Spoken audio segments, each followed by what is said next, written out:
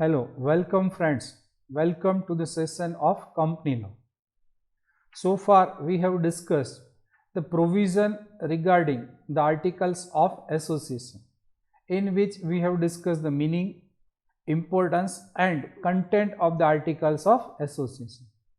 So in today's session we will discuss the procedure for the alteration of the articles of association. Legal compliance required for the alteration of articles of association. So let's start. First of all, subject to the provision of this act and memorandum of association, company may by a special resolution alter its articles. Subject to the provision of this act and the memorandum, company may alter its articles by passing a special resolution.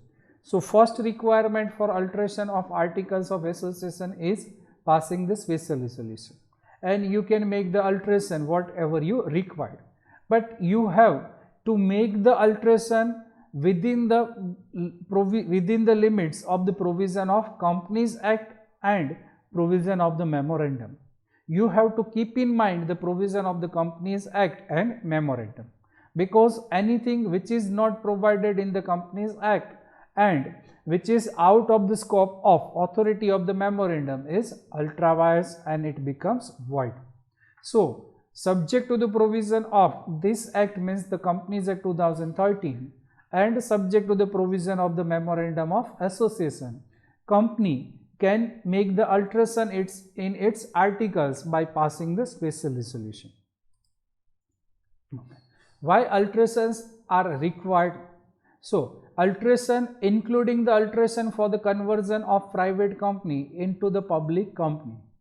આ special resolution માટે થઈને તમે જે અલ્ટ્રેશન કરો છો એમાં normally શું અલ્ટ્રેશન include હોય, તો ત્યાં આપણે કહીએ છીએ કે અલ્ટ્રેશન including the conversion of private limited company into a public limited company, because while converting the private company into a public company, we have to remove the restrictions provided in the articles of private limited company, and these restrictions are the restriction on the transfer of shares, limitation on number of members and prohibition on the invitation to the public to subscribe the securities of company.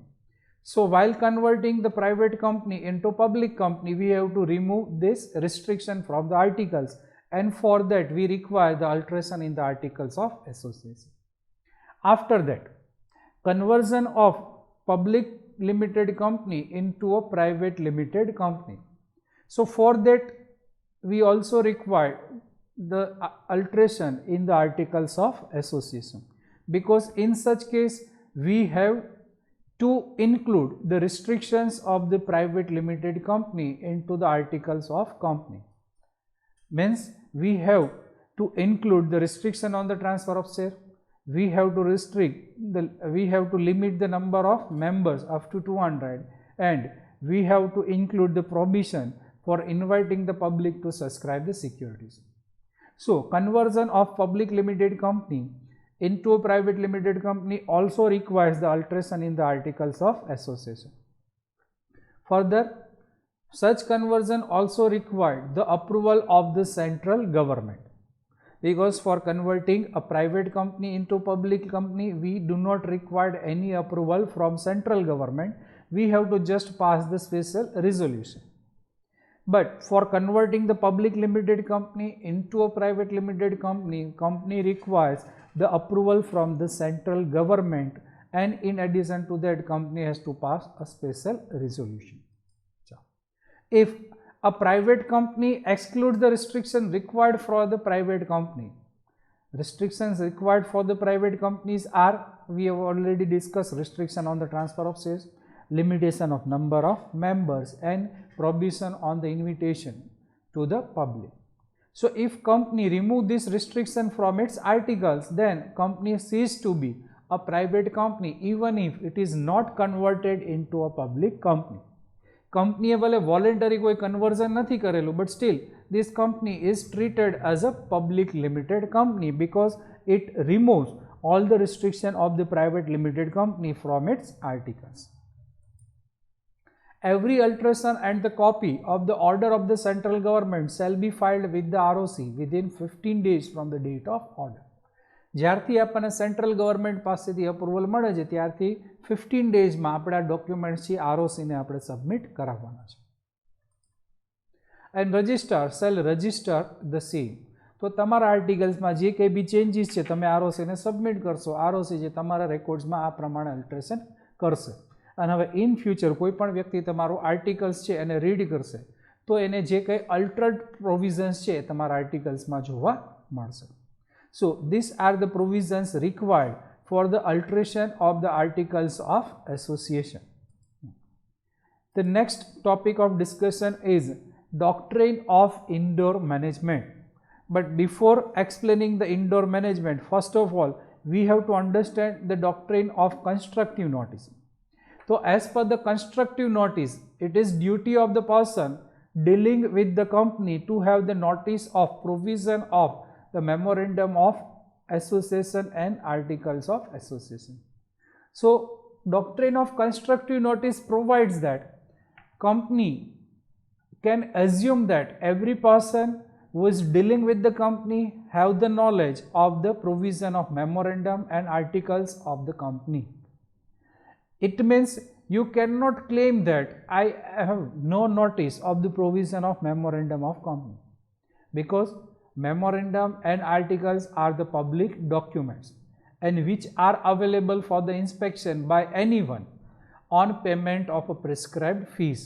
તો તમે જ્યારે company સાથે deal કરો છો ત્યારે તમે કંપનીના દરેક ડોક્યુમેન્ટ્સ છે, મેમોરેન્ડમ છે, આર્ટિકલ્સ છે એને રિફર કરી લીધા છે, એની પ્રોવિઝન્સ તમને ખબર જ છે એવું માની અને આ કોન્ટ્રાક્ટ છે કરવામાં આવતો હોય છે.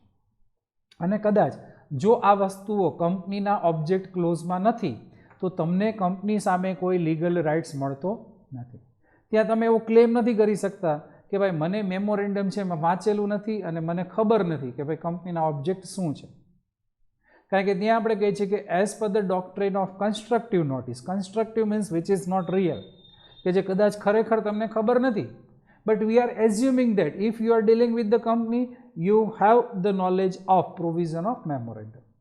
તો આ કેસમાં આપણે એવું માનીએ છીએ કે જે વ્યક્તિ કંપની સાથે ડીલ કરે છે એની ડ્યુટી છે કે એને મેમોરેન્ડમ અને આર્ટિકલ્સની પ્રોવિઝન ખબર હોવી જોઈએ.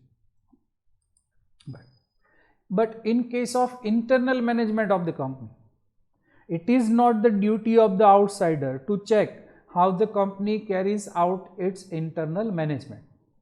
જેમ કે કંપનીનું ઇન્ટરનલ મેનેજમેન્ટ કેવી રીતે થાય છે એ આપણે જોવાની જરૂર નથી. આપણે તો એટલું જોવાનું છે કે કંપની સાથે જે વર્ક કરીએ છીએ એ within the authority of company છે. Yes, then contract is valid and company is bound to the third party, to the outsider, even if the act is not done as per the provision of the articles of association.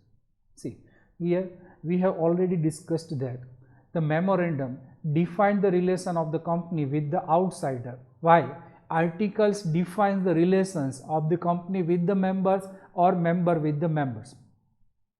So articles do not provide any rights to the outsider.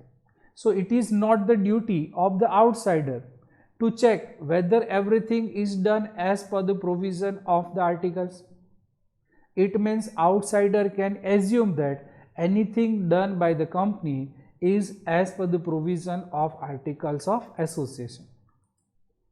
So he can assume that everything done by the company is as per the articles, and everything, if it is as per the articles, then it is binding on the company, even if it is not in accordance with the articles.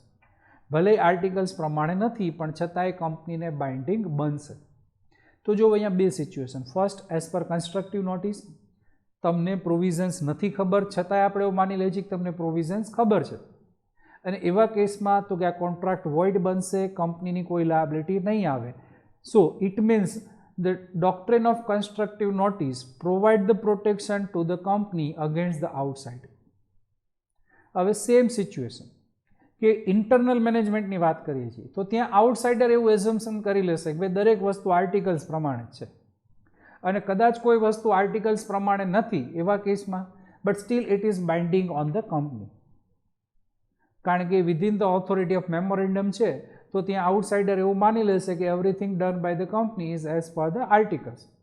So it is not the duty of the outsider to check the internal management of company.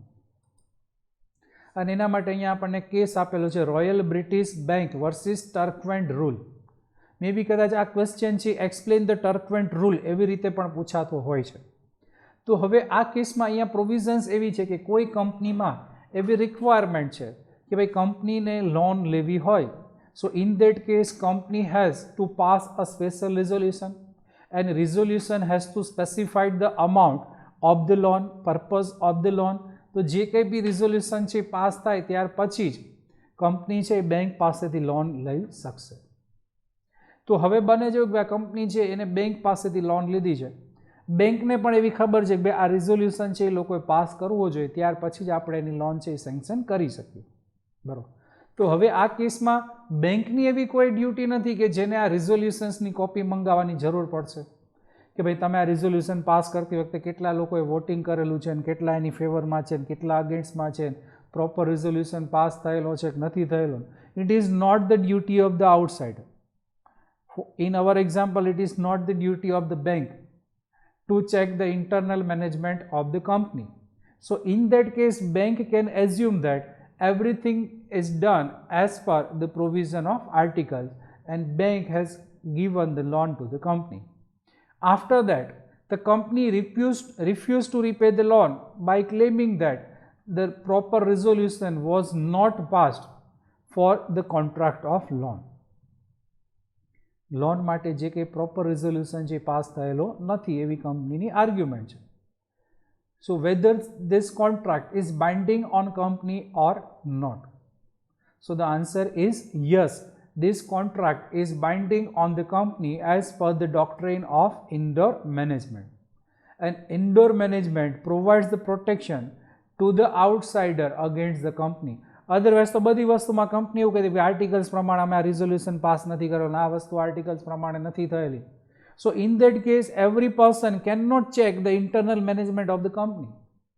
And when he can not check, in that case he can assume that everything is as per the articles and this is called the rule of indoor management.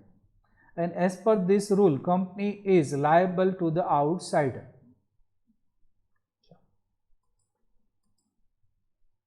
However, there are certain exceptions to the rule of indoor management. Okay. Exception means અપવાદ કે જે કેસમાં indoor મેનેજમેન્ટનો rule applicable બનતો નથી. અને હવે indoor મેનેજમેન્ટનો rule applicable નથી બનતો એનો મિનિંગ કે company is not liable to the outsider. It means outsider will not get any protection against the company. So the first exception is person having the knowledge of irregularity. જે ઇરેગ્યુલારિટી છે, જે non compliance છે, આ તમને ખબર જ છે અને છતાં પણ તમે કંપની સાથે ડીલ કરો છો તો ઓબ્વિયસલી આ કેસમાં તમને પ્રોટેક્શન ન જ મળવું જોઈએ. જેમ કે આપણે જે એક્ઝામ્પલ ડિસ્કસ કરેલું છે એમાં આપણે કહીએ છીએ કે બેંકને ખબર જ છે કે રિઝોલ્યુશન પાસ નથી થયું, સ્ટીલ બેંક છે એ કંપનીને લોન આપે છે. તો હવે આવા કેસમાં બેંકને કોઈ પ્રોટેક્શન મળતું નથી. તો અહીંયા આપણને એક એક્ઝામ્પલ આપેલું છે કે director could not defend an allotment of the shares to him because he participate in the meeting in which made the allotment. તો શેર્સ અલોટમેન્ટ છે આની ઓથોરિટી કોની પાસે હોય, કોને કેટલા શેર્સ અલોટ કરવા? બોર્ડ ઓફ ડાયરેક્ટર્સ પાસે. અને કોઈ ડાયરેક્ટર્સ છે તો આ ડાયરેક્ટર્સને જ શેર્સ અલોટ થયેલા છે. તો હવે ત્યાં ડાયરેક્ટર્સ એવું કહી શકે કે મેં એવું માની લીધું કે આ શેર્સ અલોટમેન્ટ છે એ as per the provision of articles of association હતું, એમાં કોઈ ઇરેગ્યુલારિટીઝ છે એ મને ખબર નથી. The answer is no. Director cannot claim the benefit of doctrine of indoor management because he was present at the meeting where the allotment of the shares is done. તો શેર્સનું allotment થાય છે ત્યારે તમે હાજર જ હતા, ત્યારે તમને ખબર જ હતી કે આ અલોટમેન્ટ છે એ વેલિડ નથી, તો ઓબ્વિયસલી આ કેસમાં તમે ઇન્ડોર મેનેજમેન્ટનો રૂલ ક્લેમ નહીં કરી શકો. So this is the exception of rule of indoor management. Second, suspicion of irregularity.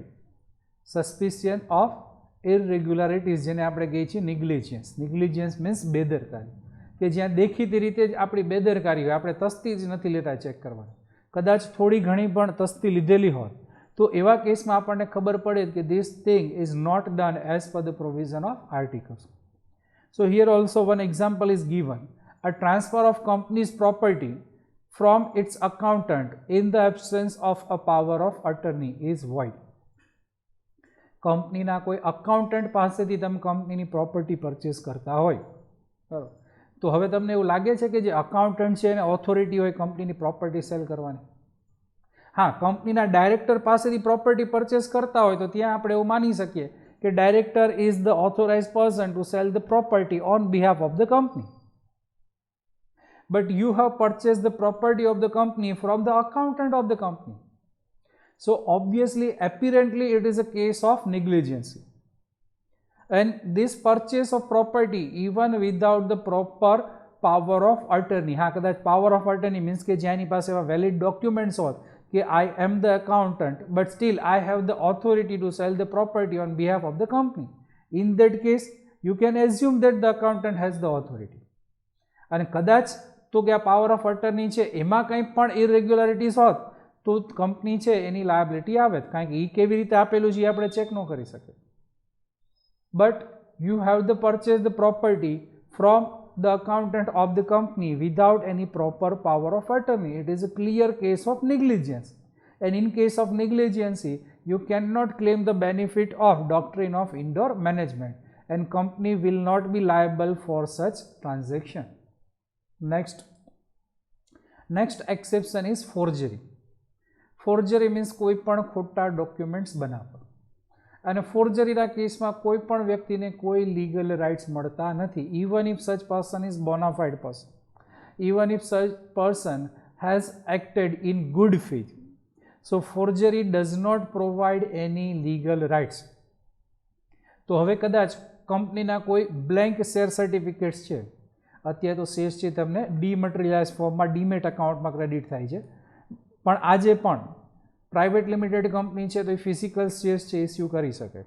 તો કોઈ કંપનીના શેર સર્ટિફિકેટ્સ છે, બ્લેન્ક શેર સર્ટિફિકેટ્સ છે, તમારા હાથમાં આવી જાય છે અને તો જે એકાઉન્ટન્ટ છે સિગ્નેચર કરી નાખે છે, સિગ્નેચર કરીને કોઈ વ્યક્તિના શેર્સ તમે ટ્રાન્સફર કરી દો છો.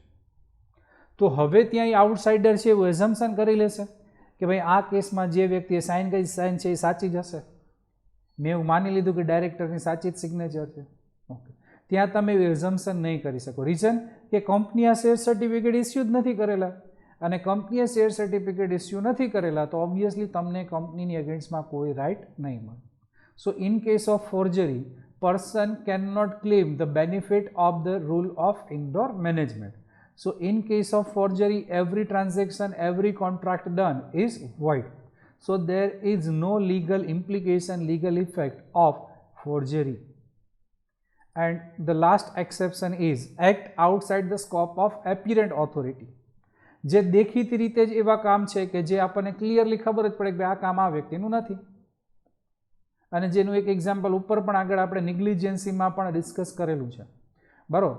અને સિમ્પલ વર્ડ્સમાં આપણે એવું કહી શકીએ ભાઈ કંપનીનો બિઝનેસ છે, કંપનીનો બિઝનેસ છે ટેલિકમ્યુનિકેશનનો બિઝનેસ છે, અને તમે એની સાથે તો કે પેટ્રોલિયમ કેમિકલ્સના તમે બિઝનેસના કોન્ટ્રાક્ટ કરતા હોય તો ઓબ્વિયસલી શું કહી શકાય, it is an act outside the apparent authority. બરાબર છે. જે માર્કેટિંગનો હેડ છે, માર્કેટિંગના ડાયરેક્ટર્સ છે, એની સાથે તમે ફાઇનાન્સના કોન્ટ્રાક્ટ કરો છો. કંપનીએ કોઈ વ્યક્તિને અપોઇન્ટ કરેલો છે as a director of marketing department, director marketing. હવે આ વ્યક્તિ સાથે તમે કોન્ટ્રાક્ટ કરો છો, a financial contract, you enter into the contract for granting the loan with the director of marketing. So obviously it is a clear case of negligency. It is outside the scope of the apparent authority.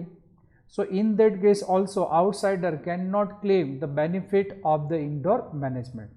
So these are the cases where the rule of indoor management cannot be applied. It means company cannot be held liable for such transaction.